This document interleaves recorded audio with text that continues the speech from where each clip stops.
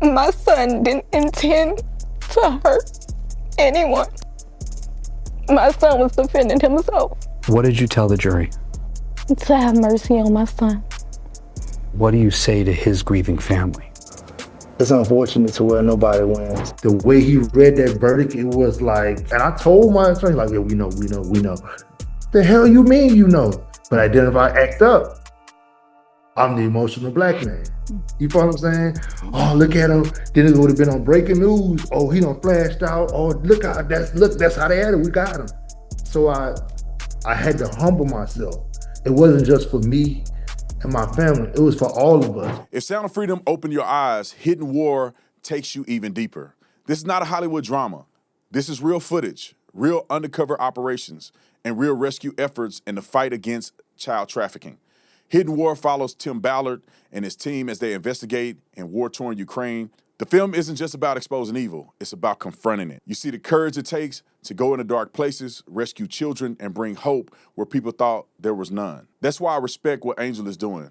They tell the stories that matter. Stream Hidden War right now on Angel. And as we approach the 250th birthday of the United States of America, you can become a premium Angel Guild member for just $15 a month. Watch Hidden War, access Angel's full library, and get 2 free tickets to see Young Washington in theaters. Join Angel Guild and support stories that shine light in dark places. Karmelo Anthony's parents went on to the Breakfast Club and did an interview. And let me just say it like this. I understand, in part, I have empathy for the pain that they may feel as a family. Although they're wrong, although their son committed a crime and murdered somebody and is wrong and he has to be held accountable, it's not missed on me to think about your child whom you've raised and whom you love, no matter how much, if you're a bad parent or not, being sent to prison for 30 plus years. You know, I'm almost 40. If one of my children were sent to prison for 30 years, you know, what's that, 40, 50, 60, 70? I'll be 70 years old before my child is free. That is devastating. And you know these kids are young and dumb and they make poor decisions. So I know it hurt. But right is right and wrong is wrong, and none of these people are my family, so I got to keep it right down the middle. I'm just giving you the facts. All right, with that being said, let's listen to what the parents said on the Breakfast Club roto clip. So do you believe your son received a fair trial? No. Absolutely not. Absolutely not. Absolutely not. And we're going to keep fighting. We will not stop fighting for justice for my son. Yeah, it's hard for us right now, and I've had my moments. And we want our children to do better, right? We look at our YNs. This wasn't a YN. So what we gonna do about this not YN? We can make more YNs. Now you got a kid, like I just told you, everything that we're telling you right now is verified. 2 jobs with the HEB Foot Locker. That's who came to the buying him. His GPA, he still graduated through all this. He still graduated high school. He still graduated. The lady the kid he saved, this stuff really happened. He was never in trouble, and no, he was never suspended for no knife. But they had, actually what I learned was they had a smear campaign that they did. I wasn't familiar with that. Like, you know, and a lot of people that we were reaching out with, I understand business. A lot of people, you know, they got a lot of things going on. So we was reaching out, I was emailing, but everybody want to go through, you know, it's kind of a circle thing, which I understand. But I realized through this, Black entertainment is going to have to be, a Black network is going to have to be done, because I'm looking for people who would never understand. All right. Yeah. Let me chime in on this. This is what I'm saying. I understand your frustration, but y'all wrong. It appears that he got a fair trial. I mean, your son actually killed somebody.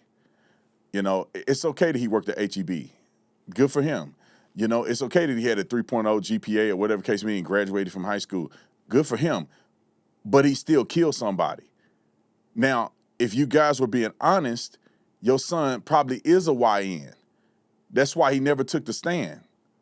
You should have had him get on the stand and be able to withstand questioning. He not a little baby no more. He 18 fighting for his life. But I personally think, and I know Sean Kent, the lawyer for Rick Chow, he had mentioned this as well, that maybe there was something in his past or something that he was involved in that they didn't want him to be subject to by taking a stand. Because if that was my son and my son was a great student and all this, why not take the stand?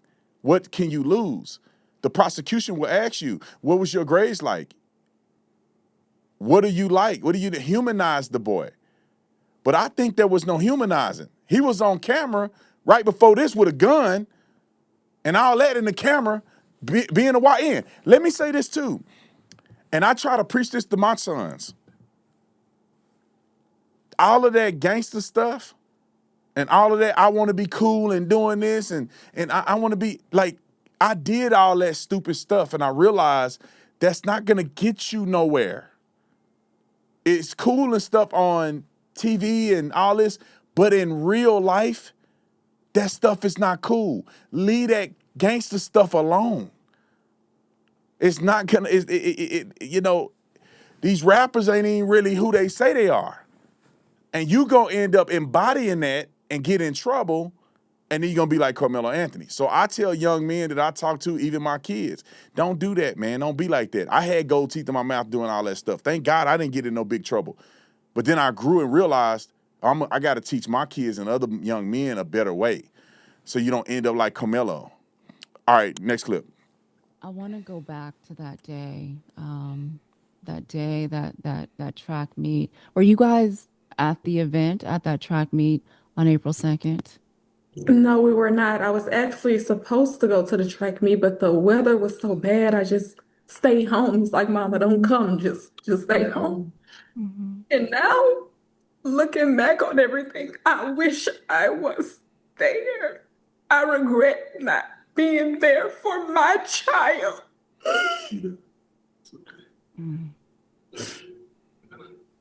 When did you hear the news that there had been an incident that day? I received an email saying that there was an incident, no phone call, no anything. You know how My instinct was her to, instinct. because Karmelo, he's the type of child to let me know everything that's going on. And it wasn't like him to not call me and tell me what was going on. So when I received the email, we have Life 360. So I went into Life 360. I'm like, wait, they said the buses made it back to the school, but Karmelo location is still stating that he's at the stadium. Like, what's going on? So I headed to the school, and that's how I found out what happened. And how I found out, I was actually in a work meeting, and when she first called me, I thought it was because it was right after April Fools. I was like, oh, y'all playing this because he doesn't, this is not him. So I was like, oh, you playing? All right, whatever. But she was like, no, he was involved in the stabbing. So when we heard that, I didn't know what happened at the time. And they kept us from everything. Like they kept us, so we running around from place to place, place to place. And it was everything was just moving so fast that day. I never forget. It was just like everything. Then once we found out and he went to his All body. right, we're gonna get to the next one because I want to give Austin Metcalf's dad an opportunity to talk as well. So I'm just gonna play a couple more clips of this so you can kind of see the perspective of the family and kind of how they treating him on the Breakfast Club. I mean, will they have Austin Metcalf's dad on the Breakfast Club? I just wonder. I'm not saying that they won't, but will they? Because I think in a situation like this, both families need proper exposure. You know, I would support Karmelo Anthony's family, meaning that I wouldn't be so upset about them because I know your kids can do stuff. My daddy didn't raise me to do some of the stuff that I did, right? You know what I'm saying? That whooping was afoot, right? I was doing stuff, every kid do little stuff on the side. Stealing, trying to be gangster, you know, having gold teeth in my mouth and getting tats and fighting and doing stuff that my daddy and them didn't teach me to be that way. So your kid will depart at some degree. So I want to have sympathy for the family, but when y'all start talking about race, and that's where you lose me. A couple more clips, and then I'm gonna get to Austin Metcalf's dad. Roll a clip. What did Karmelo tell you happened that day at the track meet? I mean, he was sitting there seeing his friend. Once you get the reports and everything, he was actually his girlfriend's cousin invited him to the tent. Mm-hmm. So when they invited him to the tent, it was just, hey, what's going on, such and such. It was raining. He sat there. Then next you know it, you had these two guys who approached him. Even seeing the video in court, it was like, I know y'all see this. I know y'all see this. And we got comfortable with the instructions that we was told. We was told not to say nothing. We was told not to do this. So we did everything we did. We followed all instructions and we were told, hey, don't do this, don't do this, don't do this, don't do this. Hey, don't talk to this person. Don't talk to this person. It was all this. And look what happened to my son. I don't think he answered that question whatsoever. And I know why he can't answer the question, because obviously it'll probably implicate Karmelo Anthony. Look, when somebody approach you and all that other stuff, man, teach your young boys to walk away unless you got to get gangster. And when I say got to get gangster, that's defending yourself. I think we got one more clip, or maybe two more clips. I'm going to make them quick because I want y'all to hear Austin Metcalf. I want you to hear Miss Bad Wig Piece, the dumbest congresswoman to ever live. I want you to hear what stupid stuff she had to say. And then the other dumb black lady. I don't know, is it in the water, bro? Is somehow black people drinking different water than other people? Because I don't understand how these people so silly. You know what I'm talking about in a minute. Let me finish this clip, and then we're going to get to Metcalf's dad. Roll it. How big of a role do you guys believe that race played into how this case was publicly viewed and how this outcome, this sentence was handed down? It played a big part. Race, politics, all that. I'm like, man, the kid don't even vote. How he got into the fight? It was a ladies talking about the left side and the right side. Like, what? These are kids. They put I feel like you had a certain group that of course, they go blame us, that strategically made this about this because they knew they could do that smear campaign. Like they said, we went and bought a new car and house. Yeah. And it hurt with me without my people. My people really believed instead of them going and doing their proper research. All right, let's get to the next clip. Clearly, he don't answer the question. So she was very clear about, do you think it's about race? Then he jumped on this other stuff. It's clearly, in my opinion, only about race for them. It's not about race for the witnesses who were black, who told the truth. It's not the people who on the jury, which they all were not white, who gave the verdict. And they actually gave him some leniency. People are not forgetting he had between 5 and 99 years. They met him in the middle. I'm sure he'll be eligible for parole. He'll probably do 13, 14 years in prison, maybe 20, and he'll be out to live his life on parole. So they did have a lot of sympathy for that kid. They could have hit him with 99 years, which he'll never see the light of day again. Even with parole, you still got to do about half of it. All right, last clip. When we get to Metcalf's dad. Roll it. When the verdict came down, what was the first thought that went through your head? I feel my son.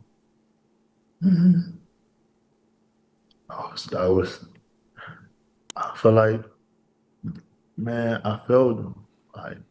I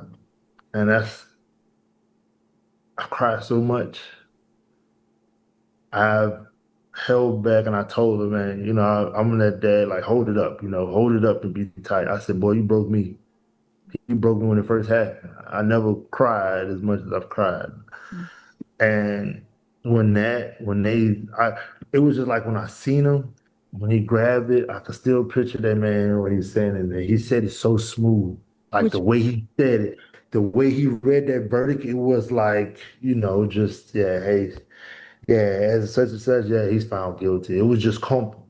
It was comfortable. You could tell the way he read it was no, like, damn, it was, hey, look. And I told my attorney, like, yeah, we know. The hell you mean you know? But then if I act up, I'm the emotional black man. You follow what I'm saying? Oh, look at him. Then it would have been on breaking news. Oh, he done flashed out. Oh, that's how they had it. We got him. So I had to humble myself. It wasn't just for me and my family. It was for all of us. Because if I would have flashed out the way I wanted to, oh, it would have been all that. You would probably be looking at that. God damn it, that boy done went up there, acted a fool. That's what they wanted. Yeah. So I played their game, and I'm just let you know their game don't work. It's not for us. The justice system not for us. They can't say we did anything out of what we was told. We follow all the instructions and we follow the law. It just don't work for us. What do you say to the people who say, He's calling out. okay, He's calling out. take it. Thank God. I'm gonna say this and move on. I feel for them. I know they hurting, but bruh, we can't push the narrative that the system is not for us because the verdict didn't go the way we want. Your son did some crazy stuff, and it was clear. Unfortunately, it was on for you. It's on camera and witnesses and all this other stuff.